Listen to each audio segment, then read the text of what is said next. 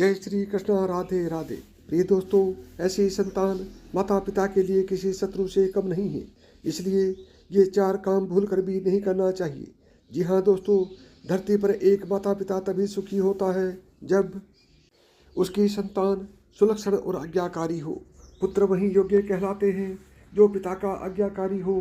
पिता भी तभी योग्य कहलाता है जब वह अपने बच्चों का उचित पालन पोषण करता हो, अच्छी शिक्षा दिलाता हो।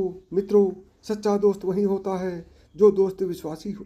पत्नी भी वही अच्छी होती है जो पति को सुख प्रदान करने वाली हो और उसका दुख सुख में साथ ना छोड़ती हो। पति भी वही योग्य होता है जो पत्नी का उचित ढंग से पालन पोषण करे और उनकी रक्षा करे। आज के इस वीडियो के माध्यम में हम आपको बताने वाले हैं कौन सा माता पिता व संतान होते हैं शत्रु के समान। साथ ही वीडियो के अंत में यह भी बताएंगे कि जीते जी अपनी औलाद के नाम पर कौन सी 2 चीज़ें नहीं देनी चाहिए, क्योंकि इस संसार में कुछ कुपुत्र होते हैं जो धरती पर सिर्फ माता पिता को कष्ट पहुंचाने के लिए आते हैं। दोस्तों, इसलिए आचार्य चाणक्य ने मानव जीवन के विभिन्न पहलुओं पर अपने विचार साझा किए। उस समय की लिखी गई चाणक्य नीति आज भी लोगों के बीच बहुत लोकप्रिय है। हालांकि चाणक्य के विचार लोगों को कठोर भी लगते हैं, लेकिन सही प्रकार से यदि इन विचारों के मर्म को समझा जाए और अपने जीवन में अपनाया जाए तो व्यक्ति एक सुखी, सफल और संतुष्ट जीवन व्यतीत कर सकता है। नीति शास्त्र में व्यक्ति के पारिवारिक जीवन से लेकर मित्रता, शत्रु, धन, व्यवसाय आदि सभी विषयों के बारे में महत्वपूर्ण बातें बताई गई है।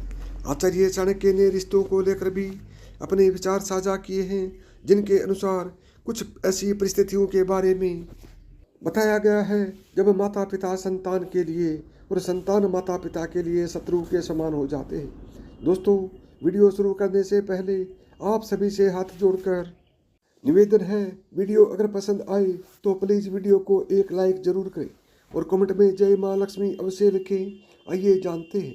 नंबर 1, जो माता पिता संतान को अशिक्षित रखे। आचार्य चाणक्य एक योग्य शिक्षक भी थे, इसलिए वे जीवन में शिक्षा के महत्व को भली भांति समझते थे।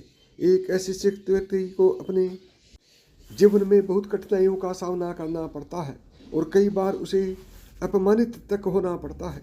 चाणक्य नीति के अनुसार जो माता पिता अपनी संतान को अशिक्षित रखते हैं वे अपनी संतान के लिए शत्रु के समान होते हैं, क्योंकि विद्याहीन बालक विद्वानों की सभा में वैसे ही तिरस्कृत किए जाते हैं जैसे हंसों की सभा में बगुले।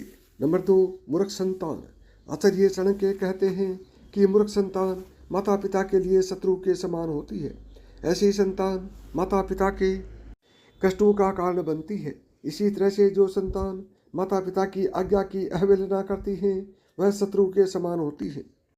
नंबर 3, ऋण न चुकाने वाले पिता। आचार्य चाणक्य कहते हैं कि जो पिता कर्ज लेकर नहीं चुकाता है तो कर्ज के कारण उसके पुत्र का जीवन कष्टकारक हो जाता है, इसलिए वह पिता अपने पुत्र के लिए शत्रु के समान होता है जिसके ऊपर अत्यधिक कर्ज होता है। नंबर 4, इस संसार में माँ और संतान का रिश्ता सबसे ऊपर होता है। माँ से ही संतान का अस्तित्व है। परंतु आचार्य चाणक्य के अनुसार यदि कोई माता अपने संतानों में भेदभावपूर्ण व्यवहार करती है तो उस स्थिति में वह अपनी संतान के लिए किसी शत्रु से कम नहीं होती। साथ ही बच्चों के साथ गलत भाषा का प्रयोग न करें। आचार्य चाणक्य के अनुसार बच्चे एक गीली मिट्टी की तरह होते हैं, आप उन्हें जिस तरह से ढालेंगे वे उसी तरह से ढल जाएंगे। इसलिए छोटे बच्चों को हमेशा प्यार से समझाएं। 5 वर्ष तक के उम्र के बच्चों को समझने की शक्ति नहीं होती, उन्हें आप डांट कर या फिर गलत भाषा का प्रयोग करके समझा नहीं सकते।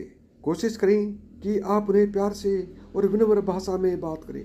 अगर आप उनके साथ गलत भाषा का प्रयोग करते हैं तो आगे चलकर वे आपके साथ और दूसरों के साथ इस तरह का व्यवहार करेंगे, उससे उल्टा भी उन्हें भी नुकसान हो सकता है।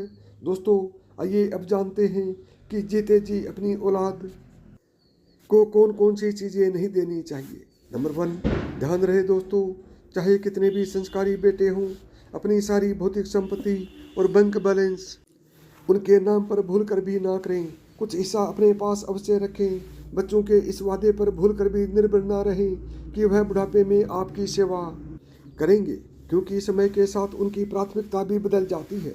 नंबर 2, अपने स्थायी निवास को ना छोड़ें। दोस्तों, ये बातें कड़वी हैं पर यही सत्य है।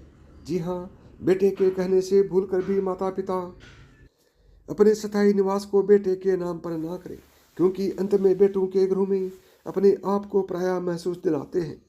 यदि आपको मेरी बताई हुई बातें पसंद आई हों तो वीडियो को लाइक करें, चैनल को सब्सक्राइब करें और प्रेम से बोले जय श्री कृष्णा, राधे राधे।